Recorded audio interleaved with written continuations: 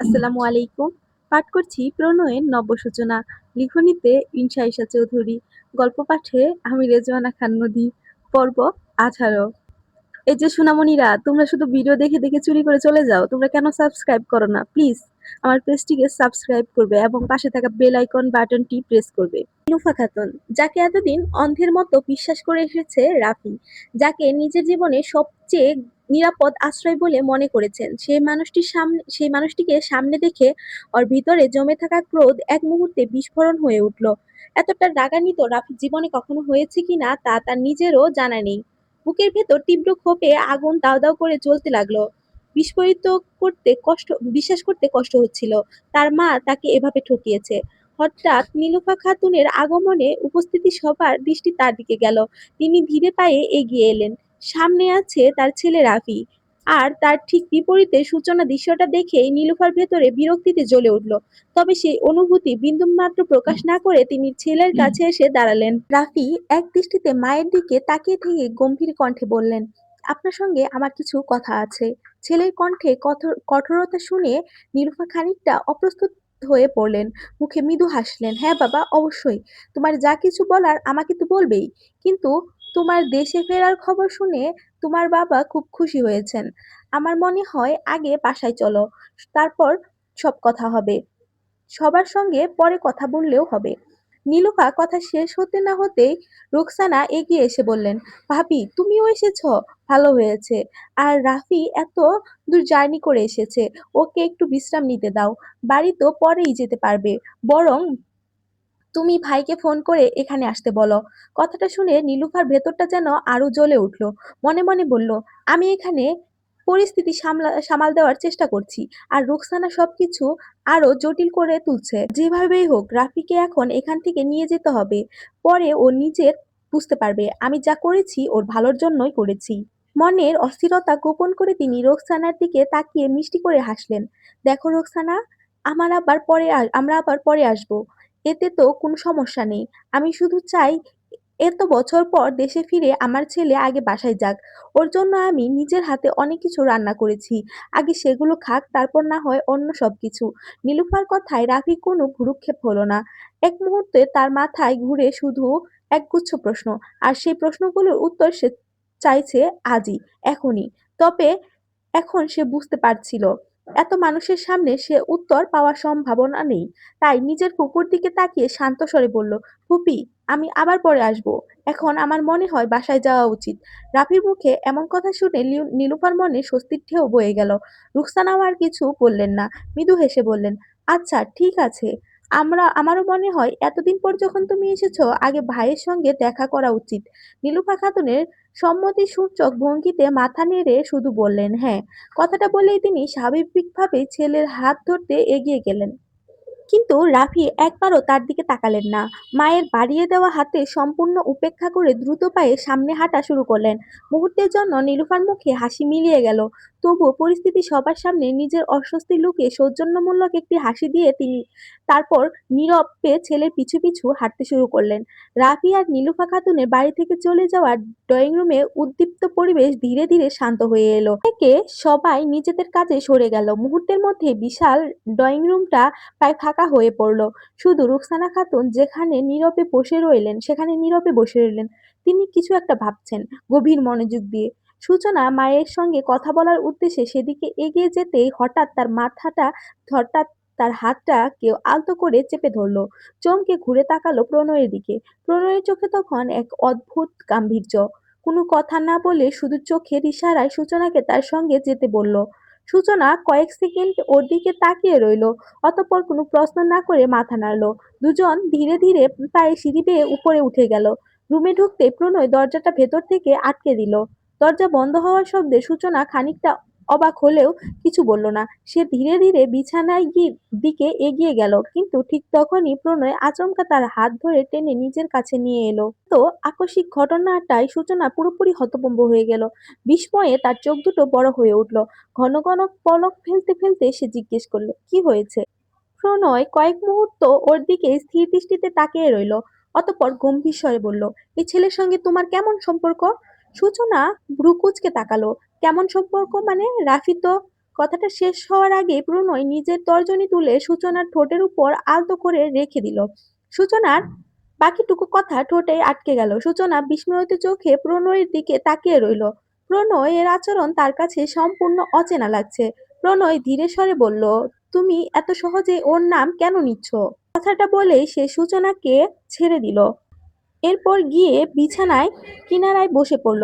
এক হাতে তুলে কপাল চেপে ধরল, যেন কোনো অদৃশ্য অস্থিরতা তাকে ভেতর থেকে কুরে কুরে খাচ্ছে। প্রণয় এই অস্বাভাবিক আচরণ দেখে সূচনাও এগিয়ে গিয়ে তার পাশে বসে পড়ল। ঠিক তখনই প্রণয় বলল, সূচনা, তুমি আর রাফির সঙ্গে কথা বলবে না? কথাটা শুনে সূচনার চোখ দিয়ে বিস্ময়ে গোল হয়ে গেল। মানে, ও তো আমার কাজিন, তাহলে কেন কথা বলবো না? প্রণয়ে চোখ তুলে তাকিয়ে উত্তর দিল, আপাতত আমি মানা করেছি এজন্যই। সূচনা বিরক্ত হয়ে দীর্ঘশ্বাস ফেলল। উফ, আপনি যে কখন কি বলেন, আমি সত্যি কিছু বুঝতে পারি না। কথাটা বলে সে উঠে দাঁড়ালো, কিন্তু এক পা এগোতে পারল না। প্রণয় হঠাৎ তার হাত ধরে এমন ভাবে টেনে নিল যে মুহূর্তের মধ্যে সূচনা গিয়ে তার কোলের উপর বসে পড়ল। ঘটনাটা এত দ্রুত ঘটল যে সূচনা ভয়ে তড়িঘড়ি করে দুহাত দিয়ে প্রণয়ের গলা জড়িয়ে ধরল। প্রণয়ের ঠোঁটের কোণে মৃদু হাসি ফুটে উঠল। সে আলতো হাতে সূচনার কপালের উপর ছড়িয়ে থাকা এলোমেলো বেবি হেয়ারগুলো সরিয়ে কানের পেছনে গুজে দিল। অতঃপর মায়াময় স্বরে বলল, তুমি কি আমাকে বুঝতে চাও যে আমি তোমার কথাগুলো বুঝতে পারবো? কথা শুনে সূচনা একেবারে থমকে গেল। এতক্ষণ তার কাছে সবকিছু একটু একটু করে পরিষ্কার হতে লাগলো। প্রণয়ের গলায় লুকিয়ে থাকা অভিমানটা এবার স্পষ্ট অনুভব করতে পারল সে। বিষয়টা ভাবতেই সূচনার ভেতর অদ্ভুত এক অনুভূতি জন্ম নিল। এই মানুষটা, যে মানুষটাকে সবাই ভীষণ স্থির, কঠোর আর আত্মনিয়ন্ত্রিত বলে জানে, সেই মানুষটা ঠিক তার সঙ্গে অভিমান করতে পারে, কারো সঙ্গে অভিমান করতে পারে? ভাবতেই সূচনা ঠোঁটের কোণে অজান্তে হাসি ফুটে উঠল। সে ঠোঁট উল্টে বলল, একজন মানুষের বুঝার জন্য তো অনেকটা সময় একসঙ্গে কাটাতে হয়, তখন হয়তো বুঝতে পারবো। এত তাড়াতাড়ি আপনাকে কিভাবে বুঝবো আমি? কথাটা শুনে প্রণয়ের চোখ দুষ্ট ঝিলিক খেলে গেল। সে ধীরে ধীরে নিজের কপালটা সূচনার কপালের সঙ্গে ঠেকিয়ে দিল। অজান্তে মাঝখানের দূরত্ব মুহূর্তেই হারিয়ে গেল। অতঃপর নাক দিয়ে আলতো করে সূচনার নাকে টোকা দিয়ে ফিসফিস করে বলল, তাহলে ম্যাডামের আর কত সময় লাগবে আমাকে বুঝতে? এত কাছাকাছি অবস্থানে সূচনার বুকের ভেতর কেমন যেন কেঁপে উঠল। তার শ্বাস-প্রশ্বাস অগোছালো হয়ে গেল। লজ্জায় আর অস্থিরতায় প্রণয়ের কাঁধে শক্ত করে খামচে ধরল। চোখ দুটো শক্ত হয়ে বন্ধ করে ফেলল। কাঁপা গলায় বলল, জানি না তো। প্রণয় মুচকি হেসে তাকিয়ে রইল ওর দিকে। দেখলো সূচনা ভয়ে আর লজ্জায় চোখ দুটো শক্ত করে বন্ধ করে রেখেছে। তাই প্রণয় অল্প করে ঝুঁকে এসে সূচনার চোখের পাতায় ফু দিল। অতঃপর নরম স্বরে বলল, আচ্ছা তাই? সূচনা কোনো রকমে মাথা নাড়ল। হুম। প্রণয় কোলে বসে থাকতে সূচনার ভীষণ লজ্জা লাগছিল। প্রণয় সূচনার অস্থিরতা বুঝতে পারল। তাই আর তাকে বিব্রত না করে আলতো করে নিজের কোল থেকে নামিয়ে বিছানার উপর বসিয়ে দিল। এখন দৃশ্যটা পর যাচ্ছে নীলুফা খাতুনের বাড়িতে, মানে রাফিদের বাড়িতে। গাড়ি থেকে নামতেই নীলুফা খাতুন বেশ জোরে বললেন, রাফি, আমার কথা শোনো, বোঝার চেষ্টা করো। আমি তোমার জন্য যা কিছু করেছি, একদিন তুমি ঠিকই বুঝতে পারবে যে আমি সবকিছু তোমার ভালোর জন্যই করেছি। কিন্তু তার কথাগুলো রাফি কানে পৌঁছালো না। মির্জা বাড়ি থেকে ফেরার সময় রাফি তার মায়ের গাড়িতে উঠেনি, নিজের গাড়ি করেই চলে এসেছিল। আর নীলুফা খাতুন ছেলের পেছনে পেছনে অন্য গাড়ি করে এসেছে। এতে ঢুকতেই রাফি নিজের ভেতরে সবটুকু সংযম হারিয়ে ফেলল। ড্রয়িং রুমে রাখা একটি ফ্লাওয়ার ভাস তুলে সজোরে কাচের সেন্টার টেবিলের উপর আছড়ে মারতেই বিকট শব্দে টেবিলটা চুরমার হয়ে গেল। মুহূর্তের মধ্যেই চারদিকে কাচের টুকরো ছড়িয়ে পড়ল। বাইরে গাড়িতে থাকা নীলুফা খাতুন শব্দ শুনে দ্রুত ভেতরে ঢুকে পড়লেন। ভেতরে ঢুকেই তিনি থমকে গেলেন। রাফি যেন উন্মাদ হয়ে গেছে। ড্রয়িং রুমে থাকা একের পর এক জিনিসগুলো ভাঙচুর করছে। তার চোখের দুটো রক্তবর্ণ মুখে তীব্র যন্ত্রণার ছাপ। ভাঙচুর করতে গিয়ে হাতে ও মুখে কয়েক জায়গায় কাচের আঁচড় লেগে রক্তও বের হয়েছে। হঠাৎ রাফি চিৎকার করে উঠল, আপনি আমার কোন ভালো করেছেন? এত ভালো করেছেন যে এখন আমার নিজেকে বাঁচিয়ে রাখতে ইচ্ছে করছে না। আমার মনে হচ্ছে আমি মরে যাই, আর সঙ্গে আপনাকেও মেরে ফেলি। কথাগুলো বলেই মেঝেতে পড়ে থাকা একটি ধারালো কাচের টুকরো তুলে নিল সে। এক মুহূর্ত রাফিকে ভীষণ হিংস্র লাগছিল। নীলুফা খাতুন কিছু বলতে যাবেন, তার আগেই রাফি নিচে পড়ে থাকা কাঁচের টুকরো হাতে চালিয়ে দিল। রক্ত ঝরতে শুরু করলো, কিন্তু রাফি যেন সেই ব্যথা অনুভব করছে না। তারপর দু হাত নিজের চুলে খামচে ধরে পাগলের মতো চিৎকার করে উঠল, আ কি করব আমি, কি করব? আমি কি দোষ করেছিলাম? কেন আমার সঙ্গে এমনটা করলেন? কি অপরাধ ছিল আমার?